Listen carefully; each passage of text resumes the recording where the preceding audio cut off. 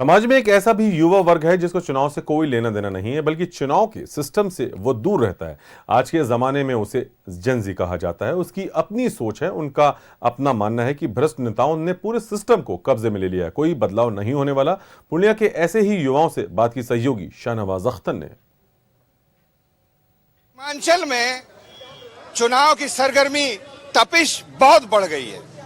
खास बात देखी जा रही है कि युवा सबसे आगे है फ्रंट पर। एक डिबेट हो रहा था, उसमें युवाओं ने इस तरह से पार्टिसिपेट किया कि झगड़ा होते होते बच गया। लेकिन एक युवाओं का तबका ऐसा भी है जो दूर से बहुत ही कूली कामली राजनीतिक गतिविधियों, चुनावी गतिविधियों को सिर्फ देखता है और उसको ये सब फालतू की चीज लगती है। लगता है कि इससे कुछ भी नहीं बदलता है। ये हम पढ़ लिख के भाई यहाँ से चले दिल्ली मुंबई। कुछ इसी प्रकार के युवा जिनको जेन जी कहा जाता है आजकल के लैंग्वेज में, वो हम कुछ युवाओं को यहाँ देख रहे हैं जो डिबेट को बहुत ध्यान से सुन रहे थे, दूर से खड़े होके पार्टिसिपेट भी नहीं कर रहे थे। आप लोगों को कितना इंटरेस्ट है चुनावी प्रक्रिया वगैरह में, इलेक्शन? हमको कोई इंटरेस्ट नहीं है, क्योंकि जिस तरह से आप देख पा रहे हैं, अपना पार्टी सब अपना मुद्दा निकालेगा अपना जीतने के लिए, बस किसी को मतलब तो है नहीं। गरीब तो गरीब ही रहेगा, कोई अमीर तो हो नहीं जाएगा। जिसके पास काम धंधा है वो कमा लेगा और जॉब वाला को जॉब मिलेगा नहीं। तो इसका मतलब ये है कि देश तो आपका है ना? देश तो मेरा ही है, पर 3 करोड़ उसको ठीक करेंगे। 3 करोड़ 4 करोड़ का आबादी में 10,000 का रिजर्वेशन निकालेंगे आप, तो बाकी का युवा क्या करेगा? घर बैठेगा। या तो आप रिजर्वेशन ही मत निकालिए या कास्ट सिस्टम खत्म कर दीजिए, सबको इक्वल नंबर मिलेगा, इक्वल बैठेगा। हाँ, जिसमें क्षमता है करने का, एग्जाम देने का, वो बैठेगा। आपका कहने का मतलब है क्या ये चुनाव लड़ने वालों को भी कंपटीशन होना चाहिए क्या? हाँ, कंपटीशन होना चाहिए। चुनाव लड़ने वाला कितना पढ़ा लिखा हमको पता होना चाहिए ना। हम लोग भी नंबर में लगे, हम लोग भी बहुत सारे फॉर्म भरे, लेकिन आगे उठ के 2 करोड़ नौकरी देंगे, इतनी नौकरी देंगे, हर घर वाले को नौकरी देंगे। क्या नौकरी क्या आपके घर में है? उठा के आप दे दीजिएगा। हम लोग, आपका दिल नहीं चाहता कि किसी पार्टी के जुलूस में जाए, मोटरसाइकिल में फ्री में पेट्रोल भरवा के घूमे? हमारे पास बहुत सारा काम है, अपना काम धंधा वही देख रहे हैं। मतलब चुनाव में कोई मतलब नहीं, बस 11 को पूर्णिया में वोट देने जाना है। किसको देना अच्छे से हम लोग को पता है, समझ गया। मतलब कोई इंटरेस्ट ऐसे नहीं? कोई किसी को, आपको कोई इंटरेस्ट?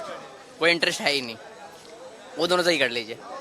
आपसे भी करना है, इंटरेस्ट क्यों नहीं? हम तो नाबालिग है ना, तो आप पूरा ही नहीं, किस पे बटन दबाएंगे?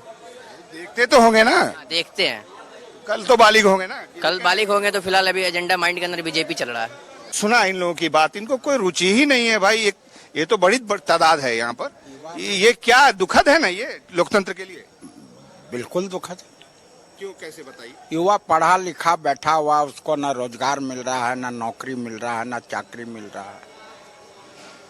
तो ये कैसे कब तक चलेगा? इनको तो कोई विश्वास ही नहीं है कि इससे कुछ बदलेगा। ये तो 90 के दशक से ही ये बिहार की हालत 2004 तक बहुत ही रफ था, जो कि बिहार के सारे वासी इस चीज को जान रहे हैं।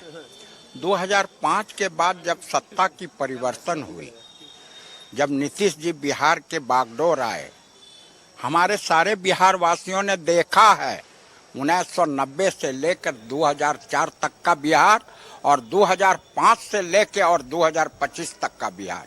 ये प्रभावित नहीं हो रहे हैं, ये अभी भी प्रभावित नहीं हो रहे हैं इस अच्छे काम से आपके हिसाब से? ये तो ये सबों का अलग अलग विचार है। कैमरामैन अभय के साथ में शाहनवाज अख्तर, न्यूज़ 11 भारत, पूर्णिया।